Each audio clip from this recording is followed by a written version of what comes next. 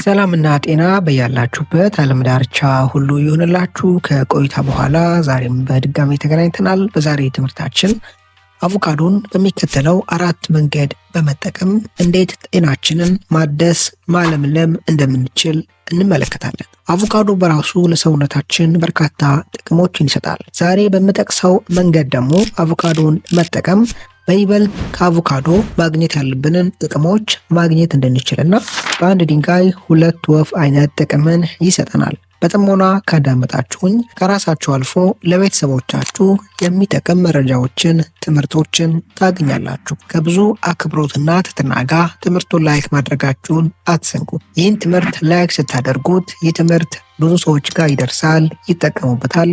ከቤታቸው ነው የራሳቸውንም የቤተሰቦቻቸውንም ጤና ያሻሽሉበታል።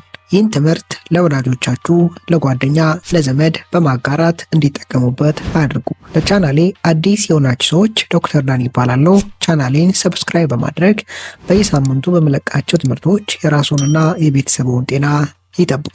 አቮካዶን መጠቀም ያለብንን 4ቱን መንገዶች ከተመለከትን በኋላ በመጨረሻም አቮካዶን ያካተተ ቁርስ ላይ ብንመገበው በቀን ውሏችን ላይ ኃይልን፣ ብርታትን ለሰውነታችን እየሰጠ በርካታ ጥቅም የሚያጎናጽፈንን ቀላል ቁርስ እነግራችኋለሁ። የመጀመሪያው አቮካዶን ከቲማቲም ጋር መመገብ ነው። እንዴት ነው መመገብ ያለብን የምነግራችሁ ይሆናል። አቮካዶን ከቲማቲም ጋር የመመገብ ዋነኛ አስፈላጊነት ወይም ምክንያቱ አቮካዶና ቲማቲምን አንድ ላይ ስንጠቀም ሰውነታችን ቲማቲም ውስጥ ያለውን ለሰውነታችን ጠቃሚ የሆነውን ላይኮፒን ተብሎ የሚጠራውን ኬሚካል በተሻለ አቅምና ደረጃ ያገኛል፣ ያጠራቅማል። ቲማቲም ውስጥ ያለው ላይኮፒን ተብሎ የሚጠራው ኬሚካል ፋት ሶልብል ነው። በፋት የሚሟሟ የኬሚካል አይነት ነው። አንድ ኬሚካል ወይም ቫይታሚን ፋት ሶሉብል ነው ካልን እነዚህን ቫይታሚኖችና ኬሚካሎች የፋት ይዘት ካላቸው ምግቦች ጋር አንድ ላይ መጠቀም ሰውነታችን በተሻለ ደረጃ እነዚህን ቫይታሚኖች፣ ኬሚካሎች በትንሹ አንጀት አማካኝነት በተሻለ አቅም ማስቀረት እንዲችል ይረዳል። ቲማቲም ውስጥ ያለው ላይኮፒን ተብሎ የሚጠራው ኬሚካል ቲማቲምን ለሰውነታችን ጠቃሚ እንዲሆን ያደረገው ዋነኛ ኬሚካል ነው። ቲማቲም ውስጥ ያለው ላይኮፒን ተብሎ የሚጠራው ኬሚካል ለሰውነታችን በርካታ ጥቅሞችን ይሰጣል።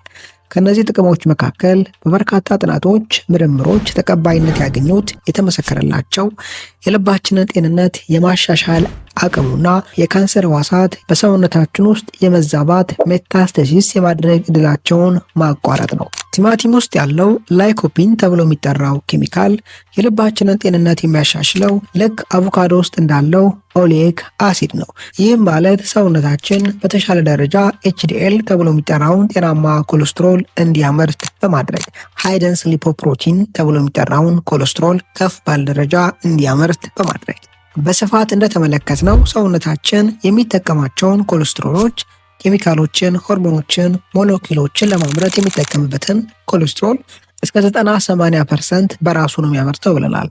የሚያመርተው የኮሌስትሮል አይነት በሁለት የተከፈለ ነው፣ ኤልዲኤል እና ኤችዲኤል በሚባሉ። ይህ አይነት ሚዛን ያለው የነዚህ ኮሌስትሮሎች መጠን በሰውነታችን በደም ውስጥ መኖር ለመላው ጤናችን በዋነኝነት ለልባችን ጤንነት እጅግ በጣም አስፈላጊ ነው። ቲማቲም ውስጥ ያለው ላይኮፒን ተብሎ የሚጠራው ኬሚካል ይህን መመጣጠን በውስጣችን ይፈጥራል። የካንሰር ህዋሳት መዛባትና እድገትን ደግሞ የሚያቋርጠው የካንሰር ህዋሳቶች ለመዛባት እድገታቸውን ለማፋጠን የሚጠቀሙበትን አንጂኦጀነሲስ ተብሎ የሚጠራውን ስርዓት በማቋረጥ ነው።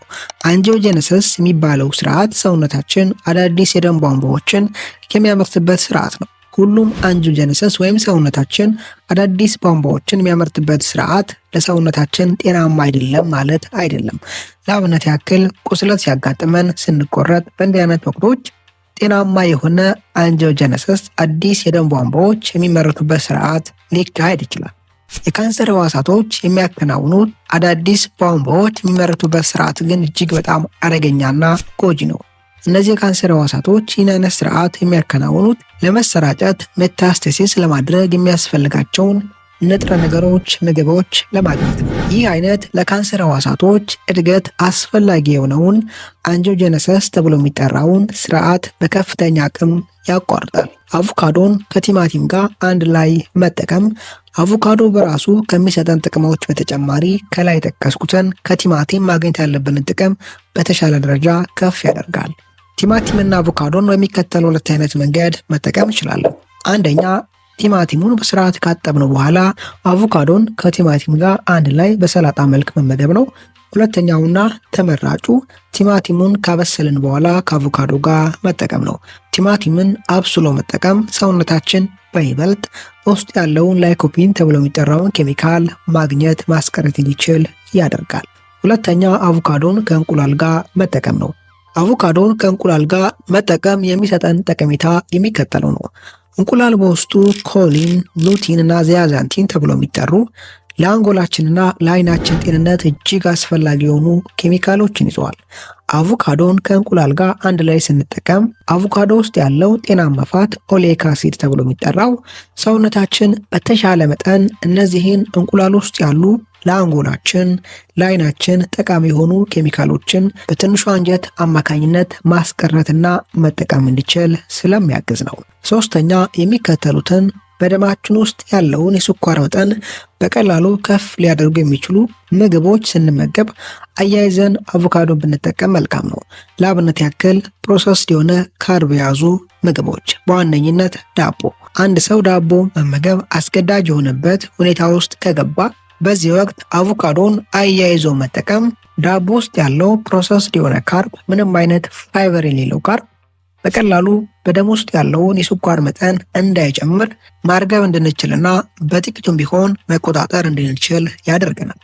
አቮካዶ በውስጡ ጤናማ የሆኑ ፋቶችን ይዘዋል ብለናል። ሞኖ አንሳቹሬትድ ተብሎ የሚጠሩ ፋቶችን። እነዚህ ፋቶች በከፍተኛ ደረጃ በደም ውስጥ ያለውን የስኳር መጠን የመቆጣጠር አቅም አላቸው። አራተኛውና የመጨረሻው አቮካዶን ከነጭ ሽንኩርት ጋር መጠቀም ነው።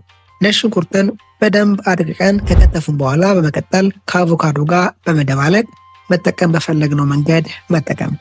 ይህን አይነት አጠቃቀም ጥቅሙ አቮካዶ ከሚሰጠን ሌሎች ጥቅሞች በተጨማሪ ኢንፍላሜሽን ብግነትን የመቆጣጠር አቅምና አገልግሎትን አያይዞ እንዲሰጠን ያደርጋል። ከዛም በተጨማሪ ነጭ ሽንኩርት በውስጡ ሰልፈር አለው። ሰውነታችን ከነጭ ሽንኩርት ይህን ሰልፈር ሲያገኝ በሽታን ለመከላከል በዋነኝነት የሚጠቀምበትን ግሉታታዮን ተብሎ የሚጠራውን ፓወርፉል የሆነ በብዛት የሚያመርተውን የአንቲኦክሲዳንት አይነት ማምረት እንዲችል ያግዛል። አቮካዶ ውስጥ ያሉ ጤናማ ፋቶች ሰውነታችን በተሻለ አቅም ነጭ ሽንኩርት ውስጥ ያሉ ሰልፈሮችን በመቀበል ወደ አገልግሎት ማዋል እንዲችል ያግዛሉ። በእንዲህ አይነት መንገድ አቮካዶ ከሚሰጠን የራሱ ጥቅሞች በተጨማሪ ሌሎች ጥቅሞችን አያይዞ ይሰጠናል። ከላይ በጠቀስኳቸው 4 መንገዶች መጠቀም ተጨማሪ ጥቅሞችን ለሰውነታችን ይሰጣል። አቮካዶን ከላይ በጠቀስኩት በ4 መንገድ ለየብቻው መጠቀም እንችላለን።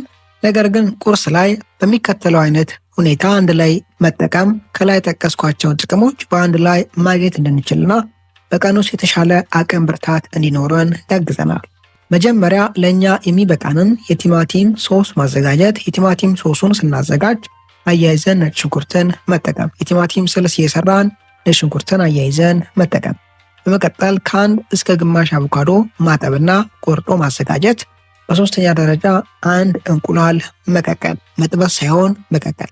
በእንዲህ አይነት መንገድ ያዘጋጀነው አንድ ላይ በእንጀራ ወይም በሰላጣ ቁርስ ላይ መመገብ። በዛሬ ትምህርታችን ላይ ጠቃሚ ሀሳቦችን፣ ምክሮችን እንዳገኛችሁበት ተስፋ አድርጋለሁ።